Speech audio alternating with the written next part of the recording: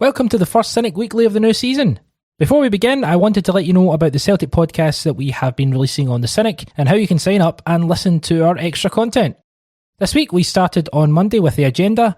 Lorenzo and Graham picked over the key points from pre-season and we discussed the transfer business that we've done so far. On Wednesday we had the midweek report as Gal and Christian discussed recruitment processes and did some analysis of the squad. Tomorrow we have the Lunch Club as Barry and Stuart look ahead to our game against St Mirren and also take part in some of the fun features from that programme. Saturday we have the opposition report. Gal and Will look at some stats and do some tactical analysis of St Mirren for the big day on Sunday. On Sunday itself we have a reaction podcast to Celtic versus St Mirren from Celtic Park. In August we have 32 podcasts scheduled with on average 7 per week and a whole host of different contributors throughout. We have a reaction podcast to every Celtic game, as well as stats and tactical analysis, and we also have fun feature podcasts too. We also cover Celtic FC Women with a weekly podcast. To sign up, go to thecynic.co or search for The Cynic on Patreon and get access to over 3,000 Celtic podcasts. If you want any further details, drop us an email at editor@thecynic.co. We're also on Twitter, Instagram and Blue Sky at 90 Minute Cynic. Thanks for listening and enjoy the Cynic Weekly.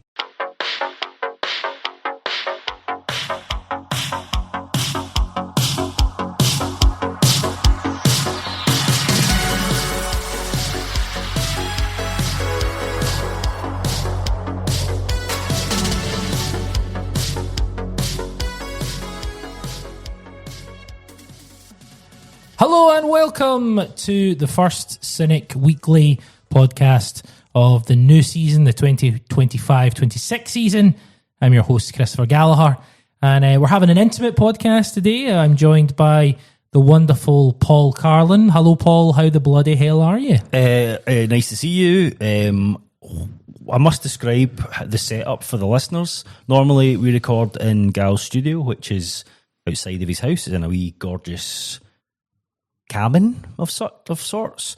But we're actually, it's almost like it's a table for two. It's an intimate dinner for two. A bit like a friend date. I mean, off to a bad start. Off to a bad start. Jesus, I didn't know when to come in and say off to a bad start. But we're recording in the kitchen, so it honestly feels like the Cynic, the 90 Minute Cynic circa 2014. We're delighted to say that Joe Laidley has confirmed as a Celtic player. Brilliant. We've signed him on a free from Cardiff. Cardiff, yeah. Look forward to those tap-ins at the back post. Yes, Big Joe. No, it's a joy to be here, Paul. Start of the season. Our good friends Barry and Stuart will be part of the Lunch Club, which will be recording and available tomorrow if you're part of this Celtic Cynic subscription service. So look out for that. Paul, how are you? How's your summer been with and without Celtic? Summer without Celtic's been great, right? Every single minute has been tremendous, uplifting, full of light, full of joy. Anything regarding Celtic just brings my mood down instantly. Now, look, I didn't want to come on here and be totally negative, and I'm going to try not to be, but it's really hard. So, we've seen this movie before, right? Yes. You and I are the biggest shite bags in the world, right? Yes. I assume we're going to lose every game. We're never going to win a trophy again at the start of every season, and then most of the time, we're proven wrong. We eat our words at the end of the season in the season reviews, and then the cycle begins again. But this time feels different. Yeah, it does. And I tell you what, I've taken a few notes because we have a rundown as we always do. And we've got some listener questions. We've got an opening question overall. Get a really interesting voicemail as well that we'll get to. But it feels like the support's slightly fractured. I think there are maybe, I was going to say I think there's two camps, but there's probably more than two camps. I think there are people who are like yourself, this is the end of the world and Rangers are going to win the league and we are absolutely gubbed. There's people who think we are just the team we were last season and we'll sign players before the end of the window. And then there's people in the middle who have a little bit of both. I'd say I'm probably more in the middle where I have a weird feeling in the pit of my stomach. But I also am aware that we are a team that done the double, really should have done the treble last season, and we do have the bones of that team currently. Correct, and I agree with that. It's hard to explain, and it is hard to explain. And when you say to somebody, I can't really find fact. It's just a feeling. And a lot of people, rightfully so, will be like, well, what are you talking about? Facts are facts. To quote the great Louis McCaffrey, stats are facts. I can't put my finger on it why I'm so anxious about the start of this season. I would say I've been kind of analysing it over the past few days, and we chat. Outside of the Cynic, we've got our own kind of internal conversations, but we chat with all our pals outside of the Cynic and folk at work. And shout out to Big Frank at work, who I chat to most mornings about Celtic.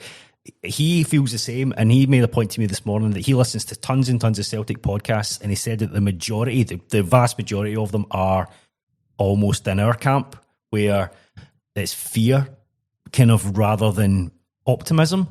This should be one of the best bits of the year, right? As a Celtic supporter, start of a new season, new signings. It's great to get back to the stadium. Obviously, that's going to be the best thing about Sundays, being back at Celtic Park.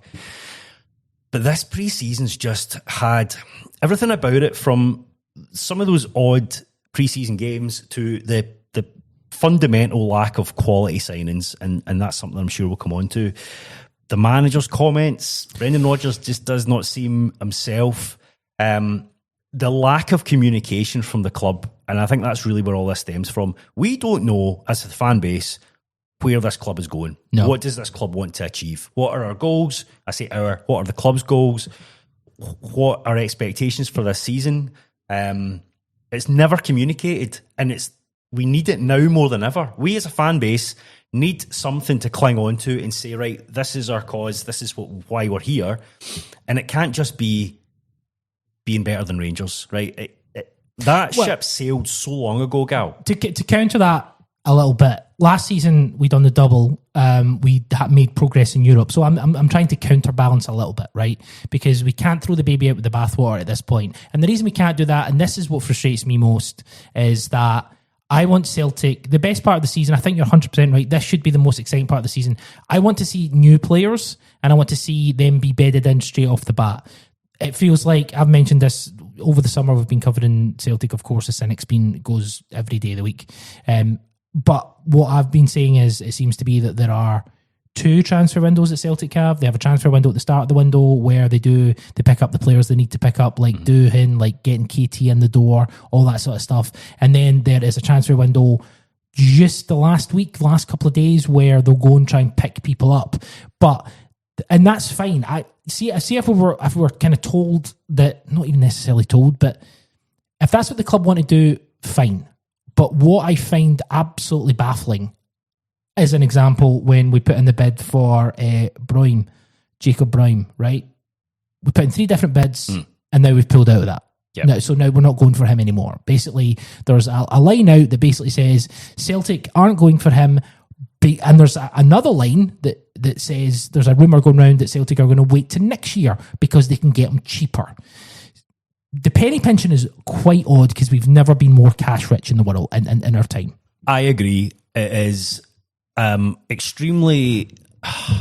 It's frustrating. It's just this same old story thing that we can't go through this season after season. Like, truly, I mean... I'm trying to remember. So last year, right before the end of the transfer window, we picked up Arne Engels, and that was a good signing we were all excited about. And he had a more than decent first season at Celtic, expecting more from him this year. McCowan came in, but we didn't have the roadblock of this qualifier for the Champions League, because Champions League football was guaranteed, right? The club, we don't know the exact finances, but the club is swimming in money. They're like Scrooge McDuckin around the place, right? Swimming in coins. Coin. Yeah, I guess the plural is coin. Sorry, derailed myself there. I worked myself into a shoot. So it doesn't seem like there's any reason not to spend this money. We also sold Nicholas Kuhn for a big profit. Kyogo Furuhashi went in January for a massive profit as well. It's a lack of communication. It's a lack of... I'm not expecting Michael Nicholson to come out and say, here's what our transfer strategy is, and give us a kind of blow-by-blow account of how they want to do business. But the manager's comments, coupled with scattergun, different rumours every day. See, remember some of the players we were linked with, like even a month ago, like there was that Dutch defender who sounded the business. Yeah. Where the fuck's he? Right. No, Balakwisha, where the hell's he? Like, who what happened to these guys? It just feels really unprofessional. See if they're going to treat us like customers. If they're going to treat us like we are a business and you're the customer, then we need to see what the strategic mapping is. Because see if we were treated better in terms of, like, how many strip launches has there been? I mean... So 3 new kits and a training kit and a pride kit and... There's so many, and the fact of the matter is they are pushing... It's well, do you know, we're going to get right to it. So Kevin Adams has sent in a voicemail, and here's that voicemail now. Hi, Cynics. First time contributor, long time listener, all the way around. Obviously, Celtic were just, it was not really a question. So it's just to let everybody know, obviously, I know you guys are definitely put the point across that Celtic's communication in terms of their transfers and the communication in general to let the broader support is quite horrendous, and it was just to show an example of the communication at a more acute level. Celtic were showing off their new dugouts last week, and I was one of the 25 or 30 people that basically had to be relocated because of those dugouts. And we weren't informed of that until the 14th, I think it was Thursday the 14th of June. And basically we were told that our seats would no longer be available. And that was our first point of contact. No emails, letters, no consultation at all. We'd paid for our tickets, and then they were removed and no longer available for any sort of purchase. Obviously, just to remind you guys, that was the 14th of June, so that was roughly 2 weeks after the season ticket closing date, and a subsequent. I think we were told since by the head of ticketing that the club officials had been aware about another month before the end of the season. I haven't done the dates on that yet, but the other one that did come up was I contacted UEFA and was told that the new dugout regulations for the clubs had been issued on the 16th of December, and that was us just getting told on the 14th of June. Absolute shambles top to bottom, and just to highlight again how poor their interaction with supporters is on a mass level, but obviously how bad it is on an acute level, on a personal level as well. I was one of the lucky ones. We got relocated to fairly decent seats, and we were only presented with like 2 or 3 options. But there was a lot of people weren't as fortunate. So hail. So that's a perfect example of the fact that the club don't really give a fuck. Kevin and a community of people there who have all hung out with each other in terms of going to the games since 2000. And now they've been scattered, and the fact that the club have essentially just, shrugged their shoulders. The head of ticketing was supposed to get back, and they didn't get back, and they've all been left in limbo. Now they're going to get kind of seated. But I'll tell you the exact quote Kevin said, because he sent a really good voicemail. He said, a bit of time has passed, which has helped. Was told the head of ticketing would be in touch, but had nothing. Feeling like a community has been broken up. Yeah. They've been there since 2000. That's where we are. I'm honestly sickened by that. And it is a perfect example of how Celtic see the fans. The lifeblood of the club. They see us as... Not even numbers, to be honest. I really feel for Kevin and the folk around him. I think that absolutely sucks. Your seat is a very special part of your Celtic Park experience, especially if you've been there for 25 years, right? There's a sort of sanctity about your community around where you sit, and maybe it takes you 4 or 5 years to actually talk to the folk around you. I don't know about you, but It took me a couple of seasons before I started really chatting to the guy next to me. And you end up forming these bonds and these alliances, and you win and lose together. And also, your seat is like, maybe there's every chance Kevin chose that seat specifically. That was where he wanted to sit. And on some level, I can understand improvements at the club, structural, whatever you want to call it, improvements. But the biggest kicker here is the lack of communication. Yes. Not even lack, it sounds like no communication or no consultancy. And that just sums this club up. And that's what really, really stings, because it feels like it's getting worse. The club is becoming more corporate. The fans don't align with that. You know, and our Celtic fans, we're not. I just think we're there's a more kind of, what's the word, like, not esoteric, but it's a more emotional connection. Whereas I think the patrons of the club, not patrons of the custodians of the club, just view it now as a money-making business. And shit, okay, you need to make money, right? Capitalism, unfortunately, exists. But when you start to alienate the people that make the club successful or contribute to that success, eventually there's going to be, I really feel like eventually at some point, it might be this season, it might be next season, it might be a few years down the line, there will be a kind of fork in the road where a lot of people will make a decision, is this for me anymore? Is this not for me anymore? Look, there'll be a lot of people listening to this who'll be like, we won the double last season, we did well in Europe, what are you complaining about? And that's fine. Again, everyone has their own. I always think Celtic is like a deity, and you pray to your deity, or you practice your kind of faith in that kind of position, however you want to practice, and that's absolutely fine. There are some people who will protest, so they'll be like, Protestants? No. Not that. Just a bit of fun. But it's not a race to the bottom.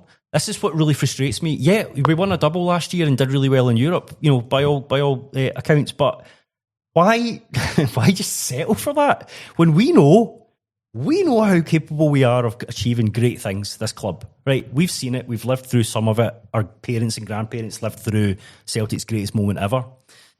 This idea, and I think this is a more societal issue, we are just squashed as human beings, especially in the UK, to just accept less than what we truly deserve. And that comes back to the value of your season ticket and how that has degraded as the prices went up. Obviously, got a Champions League qualifier coming up. We're going to have to pay for that. There's the friendly against Newcastle. We didn't, which I paid for, and I mean, like, I had a great day with my family, but it stings. But they've got you. Yeah, they've got you. Yeah, they've got us. And the other thing is, I think in terms of looking for some sort of strategic kind of idea of what we want to do, a lot of it is related to how the manager communicates, for me personally, because the manager, and I think Brendan Rodgers has some things to answer for, but I think the more and more the way things are going, I think he actually is someone who will get more of a pass in regard to how business is done at the club. Aye. Just in regard, yeah.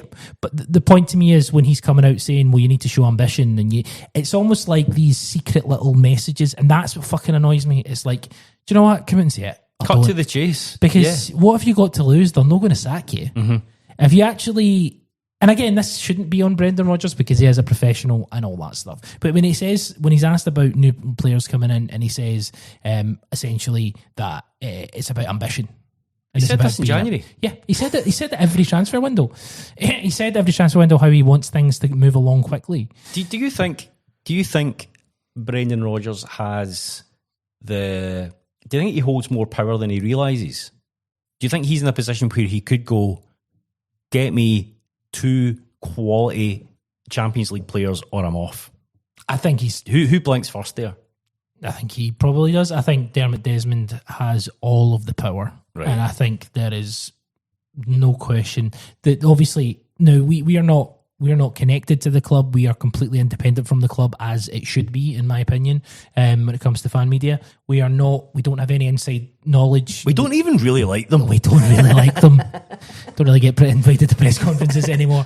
But like from the point of view, there's been a lot of kind of, innuendo that Dermot Desmond signs off on everything. We always thought he was excuse me. We always thought he was the absent landlord. It turns out he's actually the overbearing kind of parent who wants to sign off on everything, which obviously is massively problematic when he's on the golf course or when he's making a decision on a player. That just shouldn't be. But let's start look at the players that have came in before we kind of before we start looking at some news. Kieran Tierney, joy, a bloody joy. And we're even seeing already just how brilliant he is. That, I mean, asked me how was my summer. The best moment of the summer was seeing Kieran Tierney back in the hoops, and just some of his play in some of these friendlies has genuinely been just breathtaking, and I'm so happy he's back. So that's been the highlight. Let's not all be negative. That is a great signing for Celtic. An improvement on left back?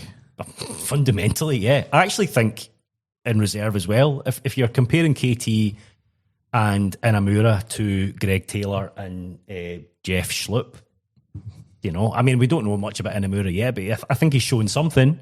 Shown more than Jeffrey Schlupp did in the last 10 games of last season. So I feel like left back is an area that it all depends on how much Kearney can stay fit. Just on Inamura, obviously there was those comments from the manager that essentially he was asked about, will Inamura be part of the squad? And he was like, no, he won't be. He's one for the future. Season plays, and then goes, oh, actually, he's not bad, which shows a complete disconnect between what the manager's been. This idea that there are players brought in for the future and players brought in for the now, and it's all just a little confusing. And that's something else that just, when Rodgers comes out and says something like that, it just makes you think, wait, there's such disconnect all over the place. He should just say less. Look, I don't think either of us is remotely near Brendan Rodgers' biggest fan, but I actually have his back a little bit now. But he should say less. He says far too much in press conferences. He dilutes the true meaning of what he's trying to say, which I think is, I need top quality players. And he dilutes it by saying certain things, going back on it. I know he wants to big up his players, but he also wants to manage expectation. Just say less. Everybody in the world should say less. I should say less right now. I agree. I should say more, in a way. No, I don't know. The big positive is Nygren has... I'm not sure I've seen a player hit the ground running so quickly, and I know it's only pre-season friendlies, and it's hard to judge in that regard, but he looks to be... He's just hit the ground running, and he looks classy. Definitely. It's funny, I was kind of expecting him to play more... On the wing, or out wide cutting in or something, but I mean, he's pretty much potentially probably going to start at the weekend. I know we'll do the lineup later on, but I would start him at the minute. I think he looked really good in pre-season. A couple of assists, but it was more just his overall play and his engine. Like, he's all over the pitch. He wants the ball, drives the team forward, good passing. Also a wee bit, he's quite robust as a player too. So that's a great signing. I'll probably get pelters for this, but it does feel like we got lucky a little bit because anyone else could have come in and got him. Every player that we've brought has basically been in the last year of their contract, or they've been free agents. Aye, okay. So that's literally every player. So, I mean, what does that tell you about our transfer process at this point? Well, it's been the biscuit tin for several years. We've referenced last season's summer transfer window where we shelled out, the club shelled out, 25, nearly 30 million on players, and they probably got a nosebleed from that and are terrified of doing it again. But with Celtic, it is all or nothing sometimes. Like, the reaction to overspending on certain players, Adam Ida, Austin Trusty last year, shouldn't mean the sort of inverse of that the following year. It's not like a one in, one out kind of situation. Again, this just shows the transfer window and our strategy is a total joke. I'm all for signing players that are in the last year of their contract and can be first team starters and improve the team, like Nygren and certainly like Kieran Tierney. But it can't just be the only type of transfers you make. 2 strikers. We brought in young Osmond on a free who looks, to be kind, looks quite raw. Seems like a nice boy though from the... we've got enough nice boys at Celtic. Do you know what I mean? There's enough nice guys at Celtic. We need a couple more bastards. We get Shin, who I was quite trepidatious about in terms of some of the scouting reports and some of the kind of underlying stats and stuff, but I am all in. Are you really? Yeah. Based on one half of football? Based on his name. You love Godzilla. Godzilla, yeah. So, no, I'm a big fan. I liked how he performed in that second half against Al Ali, and I think he potentially could it be something? And obviously with him, and we're going to talk about Ida at some point. Him and Ida, potentially if he gets that opportunity, maybe last half an hour on Sunday, maybe grabs a goal. He's in the thoughts. Of course he is. I think he does get more to prove than Shin at this stage. I know we'll come to him, Ida soon, but I saw that. I saw the second half of that game at the weekend, and I liked what I saw. I mean, I need to see a few more games. Same with Inamura, but maybe slightly pleased based on what I was expecting. But again, too small a sample size.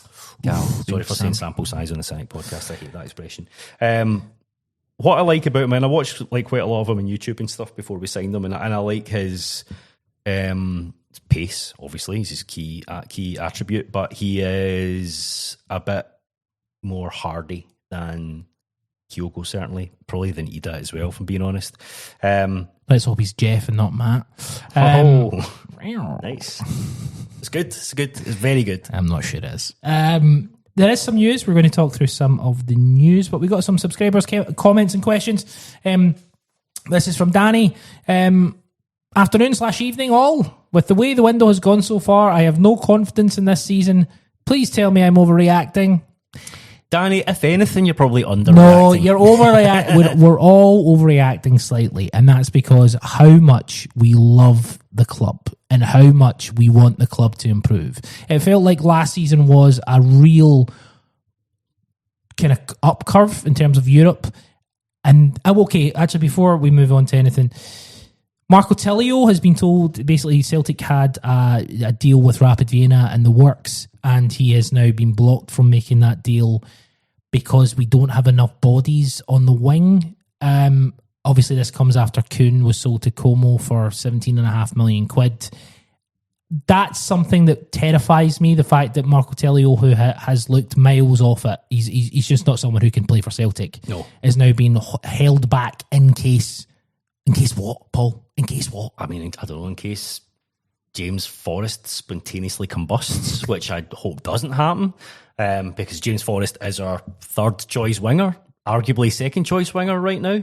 Think about it. I think he might start at the weekend. Yep. But that is actually lunacy. It's an insane decision because Tilly was clearly never going to make it at Celtic. I think he's looked, I mean, God love him. He just doesn't belong. He doesn't belong in this world. Celtic world, I mean. He belongs on Earth. But ideally in Vienna. Fucking hell, saved that. Nice one. That's mad, and I don't understand it. Who made that decision? Was it the manager? Is the manager trying to make a point? Blah, blah, blah, blah, blah. There's no point keeping him. Let him go. It's actually unfair on him. We made a bid of 1.75 million quid for Jacob Broom, and the fact is that they wanted 5, and we were guaranteed, I think, 1.5 to 2 million for Tilio if he played 20 games. I genuinely don't know why they are being so snidey with their money. It feels like I think the thing about, we've always said this at Celtic board, always feel like they need to come out of every deal with something. Art of the deal, right? Yeah. Honestly, it's Trumpian the way that this board behaves. You know what I was going to say there, Gal? You reminded me of something when you were talking about how much we as fans love the club. Imagine if you had people like that on the board. Imagine if you had people like that running the club. It feels like the people that run the club just don't fucking like Celtic. Just it's a nuisance. It's something that gets in the way of golf or gets in the way of, I don't know, voting in the House of fucking Commons or something like that. That was terrible. Yeah, it was bad. Didn't work, did it? It didn't land. Broom,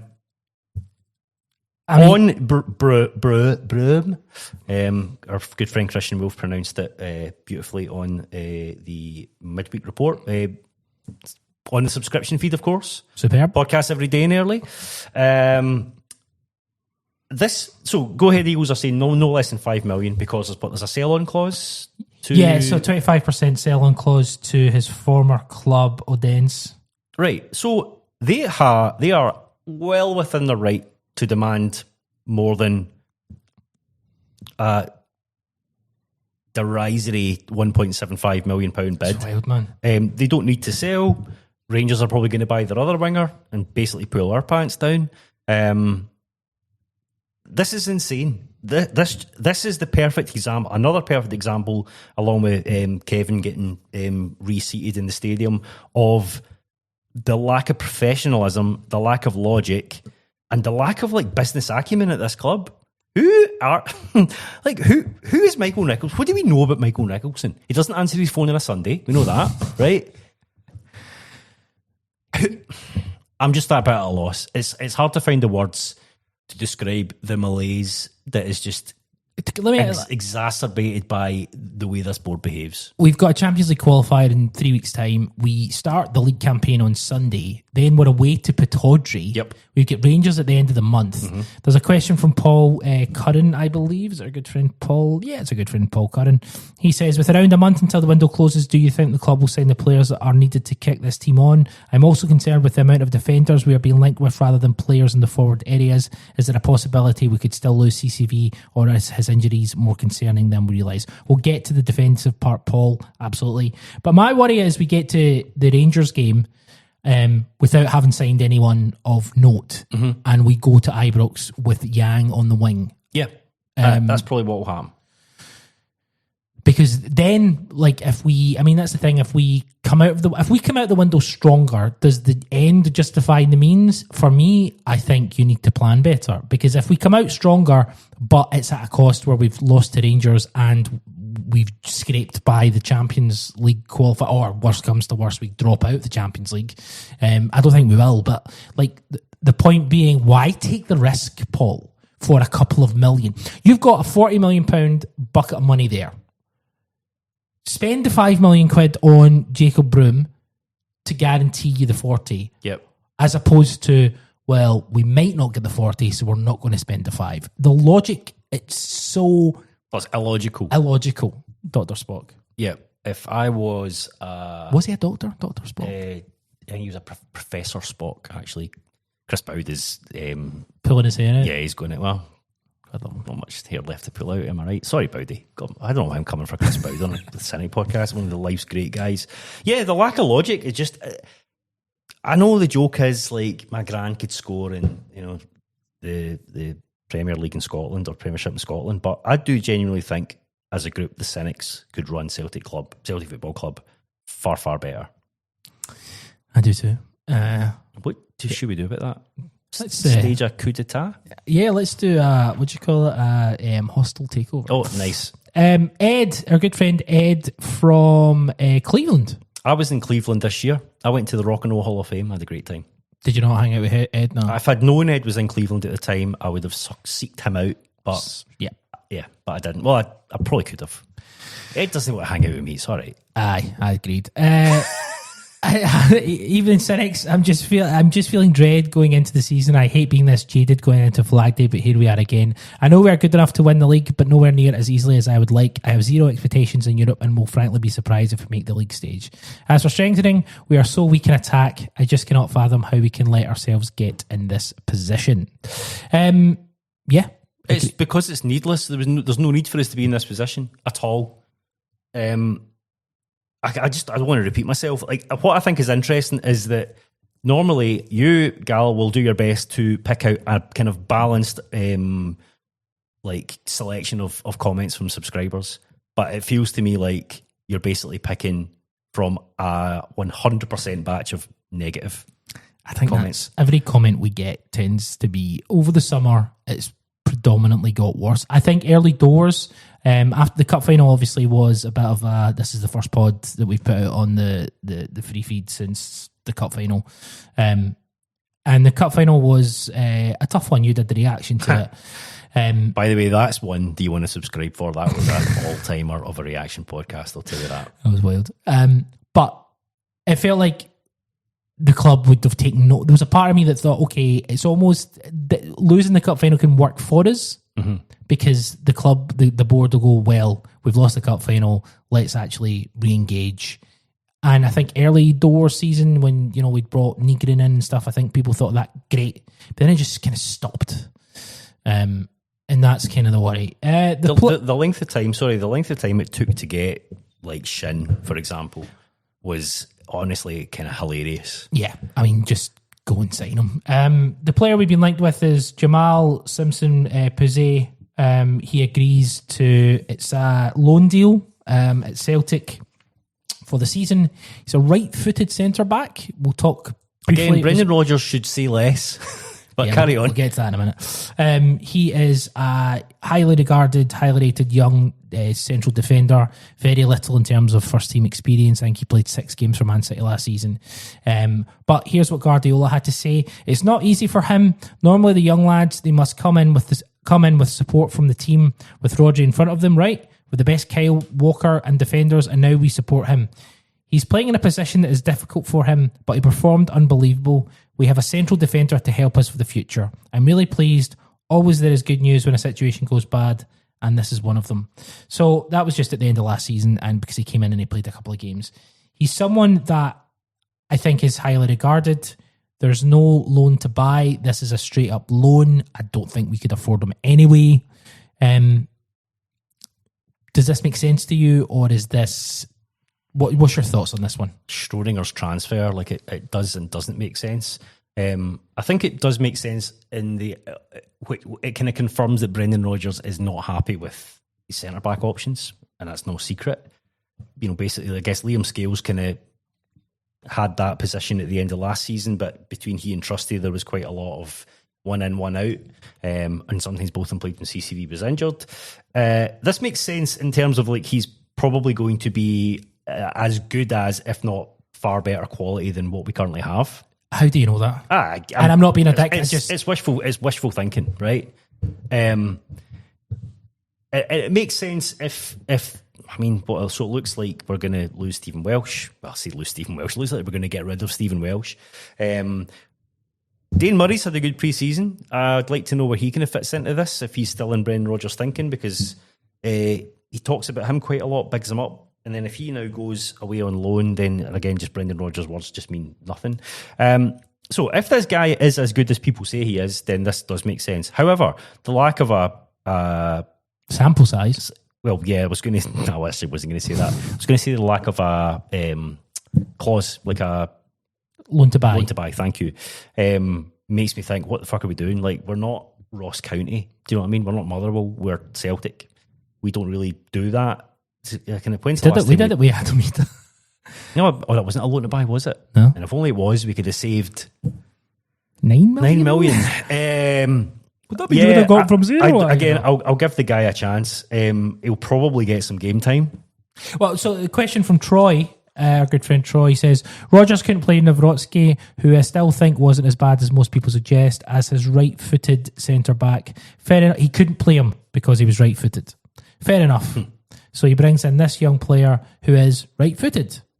Rodgers is full of shite.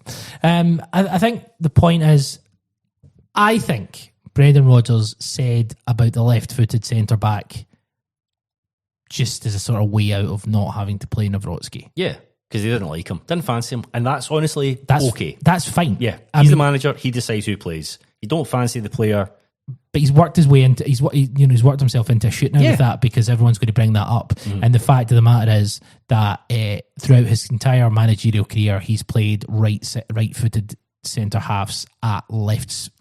Yeah, whether it was Ayer or Smunovic or Boyata. Boyata, of course. He played in the right. Yeah. He played in the right. But he done it at Leicester as well with Johnny Evans. It's not a new thing, and I think he just was a bit like, we can't play him because, I prefer it. You might prefer it. Point being, the question I'm going to ask you, is it CCV and Puzet when he's up to speed, or is he going... Because if we're bringing in this wee guy as backup, like... I'm pretty sure Man City, because there was other clubs that were interested, and I'm pretty sure Man City would have wants him to play football, and they want him to play consistent. Want him to play constant football, at least like be involved, right? I think Celtic will play Puzet and CCV. I think that'll be a centre half pairing for this season. I might be wrong. Maybe he will be a backup, but if he is a backup, I just don't see the point. There is no point if he's the backup. The backup should be Scales, Trusty, Murray. We'll find out. Honestly, we don't know yet. I don't think he'll start the season. I don't think he'll play at the weekend. He's coming up on Friday for a medical. You got to imagine he probably won't play for a couple of weeks. Nah. Well, he might play like the Falkirk game, maybe the cup game. We might see him in the cup game, even just for 30 minutes or whatever. So ask me again in 2 months. I think it will be CCV and Scales to start the season. Maybe Trusty. I think it might be Trusty. Trusty played, actually, to give him credit, because I was really on his case last season, Trusty had some pretty good games in pre-season, particularly against Newcastle. He was excellent. He was really good. So maybe he does get a second chance. There's a question from Paul. If the central defence stays the same, no other players brought in outside of Puzet, who would be your starting centre-back partnership? So who would you choose to have? Well, I don't know enough about this guy, and I'm a massive shite bag, so I would do CCV, and I'd actually like to see Dane Murray, but I think CCV and Trusty, and hope that Trusty can level up a bit. But that's terrifying, right? CCV gets injured all the time as well. Yeah, well, that's it. It's good, isn't it? It's great being a Celtic supporter. I love this part of the season. Plymouth Argyle, as you mentioned, have made a bid for Stephen Welsh come in on loan, and then that would be a loan to buy. So we'll see that. Stephen Welsh, I think it's time for him to move on. I think he's a good player. I think he'll go down there, and I think he'll do well. I think he's a very good player in certain circumstances. So good for him. I think Celtic is just maybe a step too far. So. Good for him. Good. I like him as a player, and I honestly think if he goes down and he plays constant football, I think he'll win the Scotland squad within a year. Good luck in your future endeavours. That's what we say. Adamida. Good luck in your future endeavours. There was a story going around yesterday. Now, it was reported in a couple of Italian outlets that Udinese were interested in Adamida. There's been some conjecture that actually, it was kind of taken out of context, and it was more of just a kind of rogue comment from an Italian source. Whatever. If it worked out, well, okay. Let me kind of rephrase this. Adamida, apparently Celtic came out and said Adamida's going to have a big future at Celtic, and this is a big season and all that. That was the report. That he's the guy, right? How confident are you that he can take the goal scoring responsibility on his shoulders at Celtic this season? Not confident. I think he'll probably match what he did last year, which was 20 goals in about 56 appearances. Yeah, which is nowhere near good enough to be the starting striker at Celtic. Yeah. Can you give him a clean slate, or are you going to kind of judge him on last season? I'm going to judge him on last season. Maybe that's not the right thing to do, because I just said we'll give Austin Trusty a clean slate. But with strikers, I don't know. I just don't see how he levels up. He was awful in pre-season. He was anonymous in pre-season. He was particularly awful in what was the game they took him off at half time. Can't remember what game that was. Just dreadful. He can't play one way. He can't play as like a kind of target man striker or someone coming deep to link up play. He is better as a sort of box in the box, but that's not really how we play so much. And I guess now we're missing Kuhn. I would be more than happy to just cut our losses and let him move on. And maybe Italy is actually the type of football where Adamida can play to the best of his ability, and they can just make the most of the type of player he's just so nondescript. Yeah, I mean, I'm going to try and give him a as blank a slate as I can coming into the season. I found him monumentally frustrating. I think we all want to have. I think Kyogo was such a superstar, and he was such a likeable guy. And if I think the striking position at Celtic is so important. If you think back to Edouard before that, think back to Dembele before that, there's like a lineage. Mm-hmm. And I think that Adamida has really, really struggled with the responsibility on his shoulders. And that's maybe why he performed better coming off the bench. Yeah, and actually I do agree with that, but I don't think he wants that. He's 23? If I was a striker, if I was a 23-year-old striker, I would be I wouldn't want to be the bench guy either. But he doesn't show enough when he starts. He doesn't really show anything when he starts to prove that he is the man. That lineage of strikers thing, actually, you go Kyogo, Dembele, and Edouard. Even Lee Griffiths. We're not big fans of Lee Griffiths, but he scored hundreds of goals. Gary Hooper. And I guess then you're going back to guys like Scott McDonald and Henry Larsson, Chris Sutton, John Hartson, etc. He's nowhere near that league of that calibre of striker. So I don't think he's the right guy. I just don't think he fits the club. Same way that Stephen Welsh just isn't the right fit for Celtic. He kind of never really has been. I feel bad saying this because I really want to get behind him because, I like him. He's a Republic of Ireland player that plays for Celtic. That's the dream for us, right? But he's not got it. Dyson's a better striker than either. Well, I think, if you look at what happened when Kyogo left, that I thought that was the time when we were going to pull the trigger on Ida.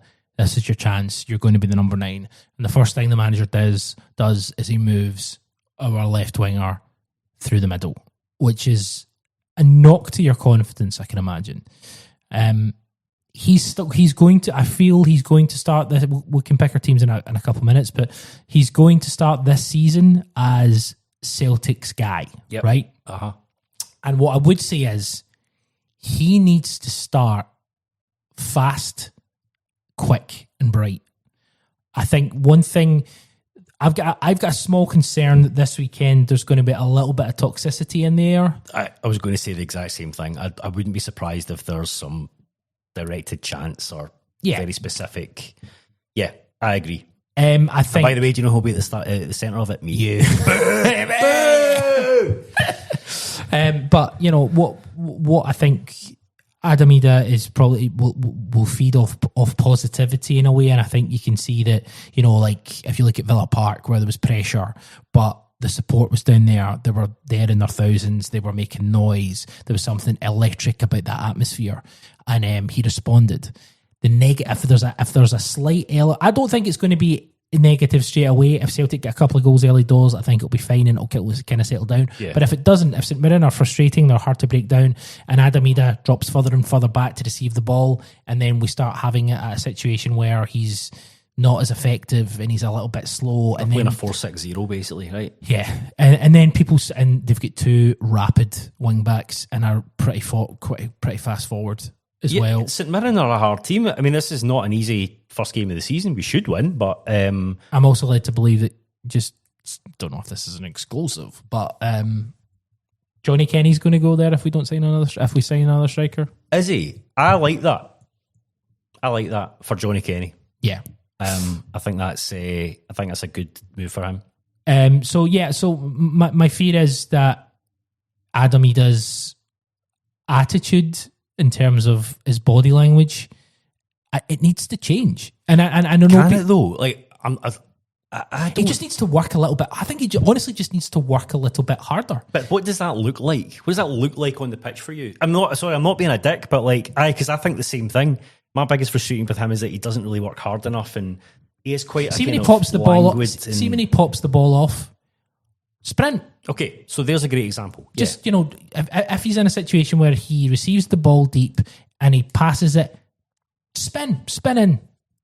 He tends not to. Nah, he tends not to. And if he does want to stay within the penalty area, then stay within the penalty area.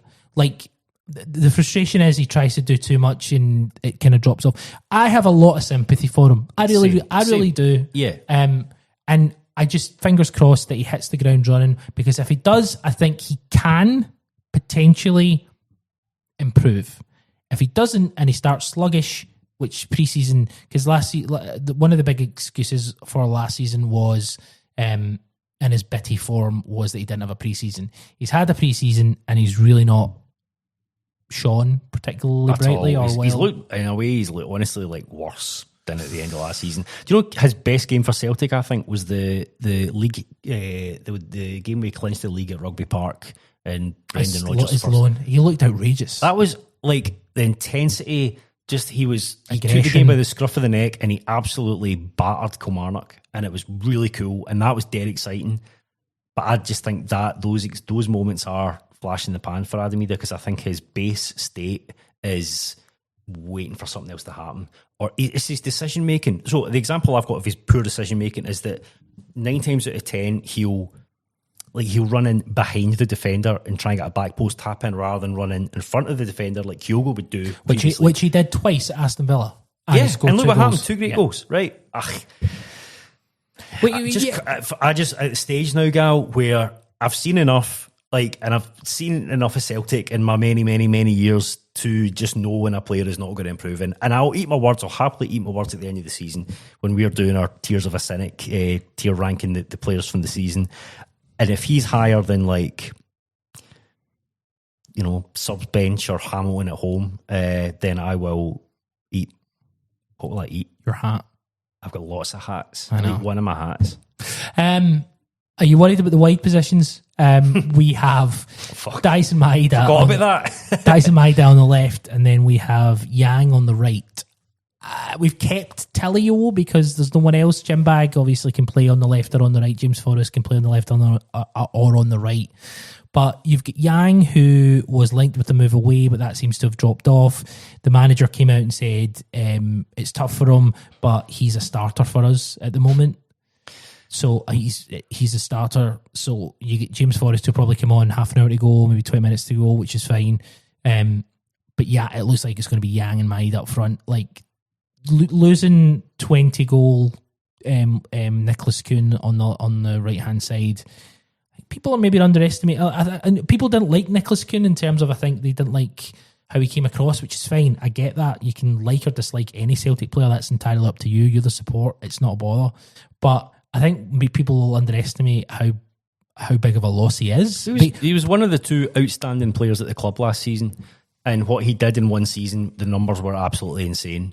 And even with a drop-off at certain points, certainly towards the end of the season, imagine if he'd been on fire all season, he just goes in as one of those kind of one seasons where a player just absolutely defies logic, and I think he was very, very close to that last year. Sad to see him go in terms of what he brought to the club. I actually really liked the way he played. I thought the link-up play he had with Alistair Johnson on the right-hand side just became over the season just really, really great to watch, really intuitive. And it's scandalous that we have not brought in an adequate replacement in that position yet, because that was right at the start of the transfer window. It's genuinely a scandal that he's not been replaced yet. I think it's absolutely shocking. I saw a lot of people jovially enjoying the transfer fee, but what's it get you? It's not our money. What's it get you? Yeah, fuck all. Looking at Paul McStay, the greatest of all time. Finally, we can talk about something good. Paul McStay will unfurl the Premiership flag at Celtic Park. Here's some quotes from Brendan Rodgers. Oh no, I want to hear this, Gal. Paul was a great player. He always gave you hope watching Celtic. You always felt that in those tough times when Celtic maybe suffered a bit, he could produce that moment of magic. He was a brilliant player. I'll stop now. He was a brilliant player, a really humble guy, and I've been fortunate enough to have met him. That was a real privilege and a real honour for me. He will get an incredible reception. It'll be amazing to see him.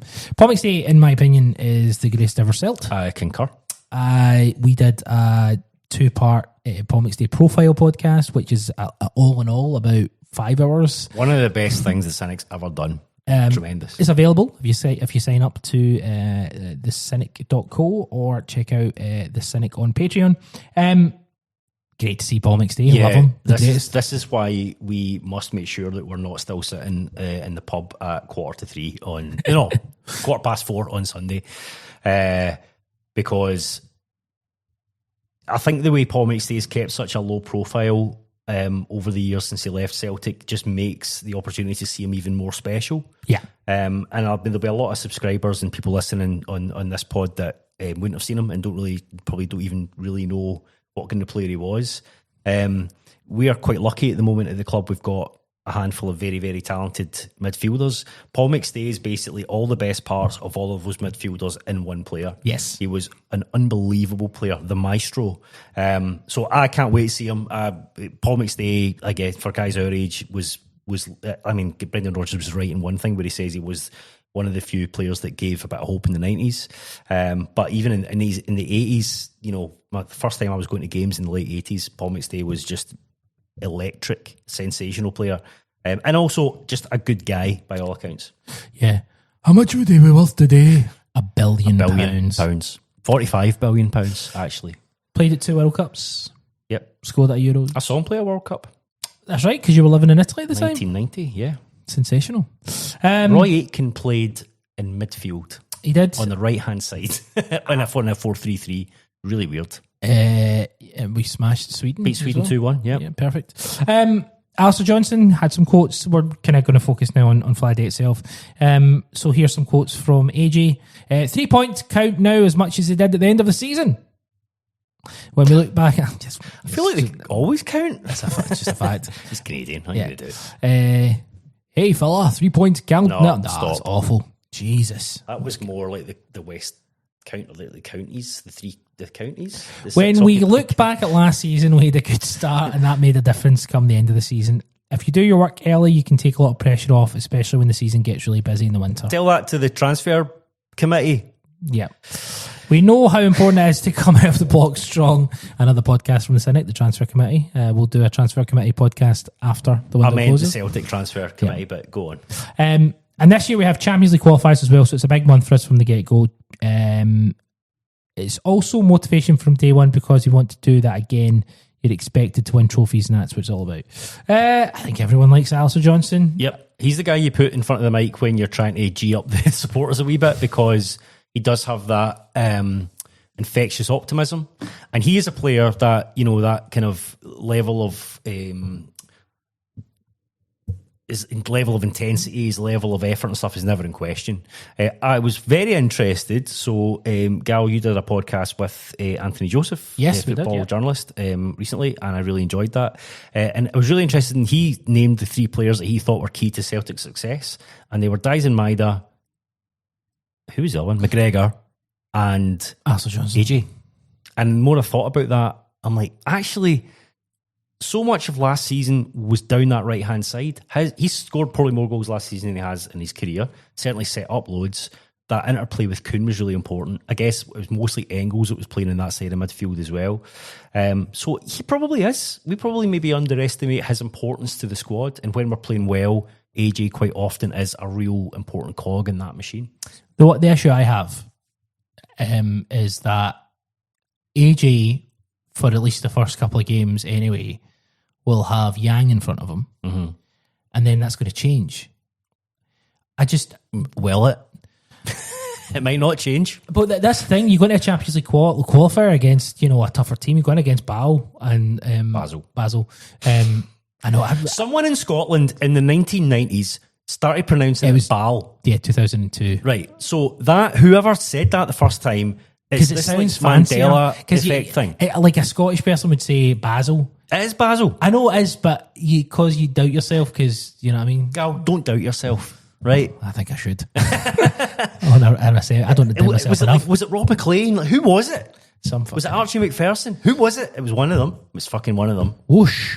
But yeah, I mean, I think if you're going into the Basel game, if you're going into the Basel game, if we draw Basel or you go to Dynamo, we're definitely going to get Basel, by the way, 100%. Or Dynamo Kiev or whatever. And my point is, it looks like we're going to have consistency on the left hand side with Kieran Tierney and Dyson Maeda, and on the right hand side, it's just going to mix. It's just going to make Alistair Johnson's job a little harder, and I don't think that's great for him. But let's pick our team. Counterpoint. Okay. Benjamin Nygren has shown in the few appearances we've seen him in pre-season that he is excellent at providing cover in some space, rotations on that right-hand side. So maybe there's something in that. Yeah, that's true. Yeah, absolutely. Grasping at straws, figuratively. Let's look at the game itself. Celtic take on St Mirren. St Mirren. We're going to have, over the next couple of days, we're going to have the Lunch Club tomorrow, and then we're going to have the opposition report. We're going to do a tactical and stats analysis of St Mirren, and we're also going to have a St Mirren podcaster, and we're going to chat to him about our good friend Mark from the Misery Hunters. So we'll get all the deep insight over the weekend. How are you feeling about the game, Paul? I'm really looking forward to being back at a packed Celtic Park. That let's be real here. That is why we go to the games. It's the atmosphere. It's watching our team play. So despite all this trepidation and anxiety, I am genuinely looking forward to being back there. I think we will win. I think Celtic will win. Do I really think that? Come on. We on. should win. I don't want to underestimate St Mirren. I think St Mirren are a good team, and I kind of like what they've been doing the past couple of years. My dad was born in Paisley, so I have a small soft spot for St Mirren. The lineup's interesting, and then it's the substitutions for me are actually the bit that I'm like going, who the hell's going to come on as the subs? Guess we could explore that just now. Flag Day, Paul McStay, home game, start of the season. Can't wait. Like, this is a great opportunity to just dispel, just blow some of these cobwebs away. Because these cobwebs that we're like all trapped in a spider's web. Yes. And maybe Shin Yamada can come on and score a hat-trick in the second half of the game. With his atomic breath. And just blow those cobwebs away. One thing I hate, and I'm sorry to be a negative one, but is the 4:30 kick-off on a Sunday. Aye. That is another disgrace. A lot of disgraces today. That's a disgrace. The league winners should start on the Saturday. Even if it was the early kick-off on the Saturday, I would find that less annoying than this. Yeah. In terms of your team, it kind of picks itself with the exception of one or two positions. Who's your back five? Scott Bain in goals, obviously. So we call back there. Yeah, you give Doon his debut. Nah, just joking. No, it's clearly... I didn't see that coming in. It's Casper, Johnson and Kieran Tierney at fullback, CCV, and probably Austin Trusty. Yeah, I think that's the one. I wouldn't be surprised if it was Austin Trusty, but I also wouldn't be surprised if it was Liam Scales. Yeah. Central midfield, I think it'll be Callum McGregor, Rio Hatate, and I think it'll be Ben Nygren. I do too. Is that harsh on the young Belgian Engels? Engels? Well, you should just ask him. Maybe he could look at some of his performances in pre-season and take a really hard good look at himself, because he's underperformed as well. And Benjamin Nygren was sensational. And in pre-season and friendlies.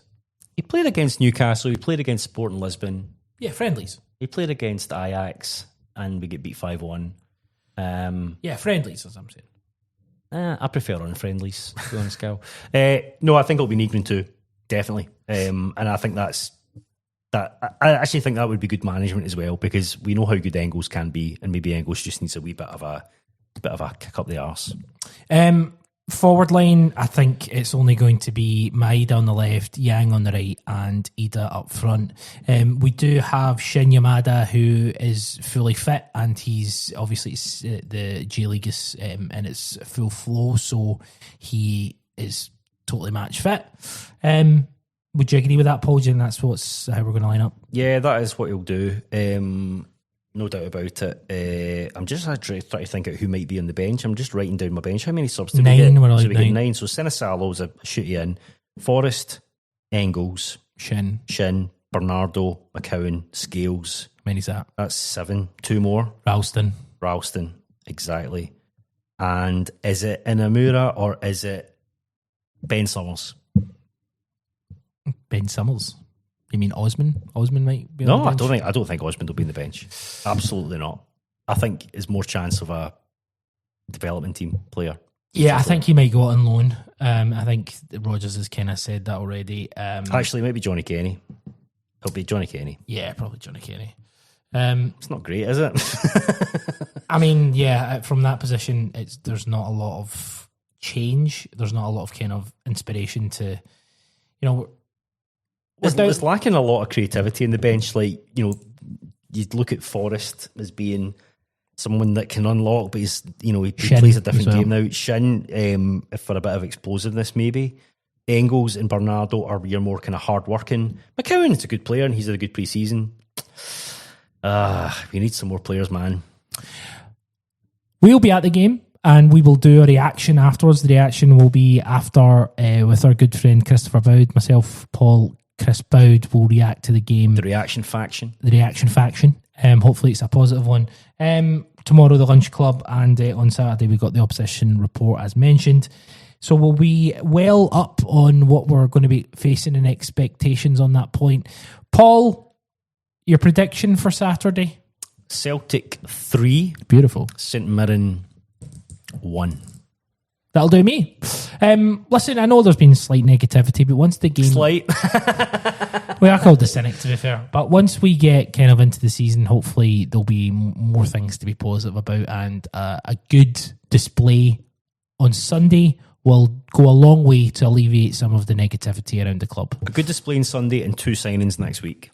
Love it. Right, that would help on some level. Absolutely. Paul Carlin, a joy as always, sir. We'll see you on Sunday on The Reaction. Thanks, Gal. Hail, hail. I stole Chris Boud's catchphrase. Yeah, which is a Celtic catchphrase, but still. From Paul Carlin, from myself, Chris Gallagher, this has been the Cynic Weekly, and we'll speak to you down the road.